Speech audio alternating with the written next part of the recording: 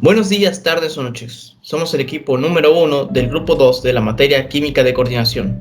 El día de hoy explicaremos el tema de reacciones de los compuestos de coordinación, más enfocadas en la sustitución de compuestos inertes y lábiles. Para poder definir las reacciones de los compuestos de coordinación, empezaremos generalizando conceptos básicos necesarios para la comprensión del tema. Esencialmente, un compuesto de coordinación está conformado por un ion complejo y un contraion. En el caso de los metales de transición que integran al átomo central, estos tienden a una formación de iones complejos. El químico alemán Werner postuló en 1893 algunos principios que orientaron a la química inorgánica y que dieron pauta para la creación de la química de coordinación. Una de estas fue la postulación acerca de la existencia de dos valencias, la primaria y la secundaria, y la primaria haciendo referencia a la existencia de un número de oxidación, que es la valencia primaria, y la valencia secundaria haciendo referencia a la existencia de un número de coordinación del elemento. Este último está definido como el número de átomos donadores que rodean al átomo central del metal central del ion complejo. Adicionalmente a esto, un compuesto de coordinación está conformado por ligantes. Los ligantes son moléculas o iones que rodean al metal en el ion complejo. Estos ligantes pueden estar clasificados por distintos grupos: amin, acu, oxo y etc. Estos ligantes reaccionan de una forma muy variable, pues se tiene que tomar en cuenta tanto el ion metálico, la naturaleza del ion metálico y la naturaleza de los ligantes. En el intercambio de los ligantes es importante que distingamos y conozcamos cuál es la estabilidad del ion complejo y las tendencias a reaccionar, la cual está denominada como la habilidad cinética. Existen dos tipos de complejos, en este caso vamos a estudiar esos dos tipos, ¿no? Que son los complejos lábiles y los complejos inertes. Los primeros están enfocados o están denominados así porque experimentan una reacción rápida en cuanto se intercambian los ligantes, y la segunda, en caso contrario, experimentan reacciones más lentas que pueden estar derivadas en horas o días. Durante el intercambio de ligantes, también es muy importante que distingamos cuál es la estabilidad del ion complejo y la tendencia a reaccionar, como habíamos mencionado anteriormente, ¿no? En la figura número 2 podemos ver un pequeño diagrama de cómo es que funciona esta reacción rápida y esta reacción lenta de los intercambios de ligantes. Bueno, ahora te explicaremos qué es un mecanismo de reacción. Los mecanismos de reacción son procesos muy detallados de cómo es que una sustancia química se transforma en otra sustancia química. Podemos tener dos casos: una transición de estado, que en la transición de estado es cuando se hace en una sola etapa, y el intermediario de reacción, que es como el punto medio de la reacción, que puede variar entre una o múltiples etapas, ¿no? Allí tenemos un pequeño ejemplo de cómo es que se hace la fórmula, cómo es que reacciona una sustancia química.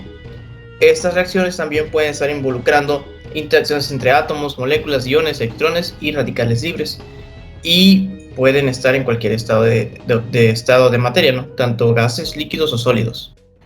Ahora vamos a explicar qué son las reacciones de sustitución de compuestos inertes y lábiles. Cuando nos hacemos referencia a una reacción de sustitución, esta es una sustitución de ligandos. ¿Por qué? Porque se tiene que tomar en cuenta tanto el recuento de electrones del complejo metálico y los ligantes existentes en el metal, tanto sus propiedades estéricas como electrónicas.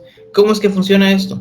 Bueno, en la figura número 4 tenemos un pequeño ejemplo en la parte A de cómo es que funciona. Tenemos una molécula independiente y exteriormente a ella tenemos un ligando. Este ligando se va a empezar a sentir atraída por el metal central, lo que va a provocar que se una a la molécula y desplace algún ligando que esté unido a la molécula. Podemos ver el claro ejemplo allí de cómo es que este ligando Y, que está denominado Y, desplaza a un ligando L hacia afuera de la molécula, tanto cambiando su número de coordinación y manteniendo su estado de oxidación.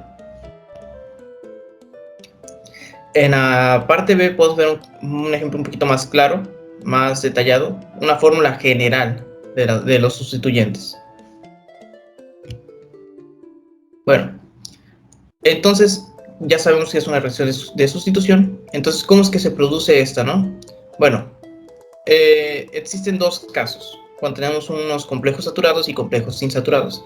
En caso de los complejos saturados, se va a hacer vía disociativa. ¿Qué es disociativa? Pues es cuando un ligando sale de la molécula independientemente.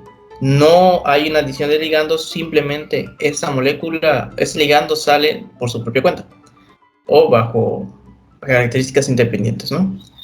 En caso de los complejos insaturados, se puede hacer bajo una vía asociativa, que es cuando se añaden ligandos, pero no pierden ningún grupo ligando, ¿no? Esto puede pasar en la mayoría de las veces, pero también hay ocasiones en las que puede haber una vía disociativa. Esto va a depender de otros factores. Ya para finalizar, mostramos un pequeño ejemplo ya con compuestos reales. En este caso tenemos en la parte superior un compuesto que es el hexamin cobalto 3, y exteriormente tenemos un grupo aquo muy, externo a la molécula. Entonces lo que va a pasar es que este grupo aquo se va a empezar atraído por el cobalto y va a empezar a desplazar al grupo amin.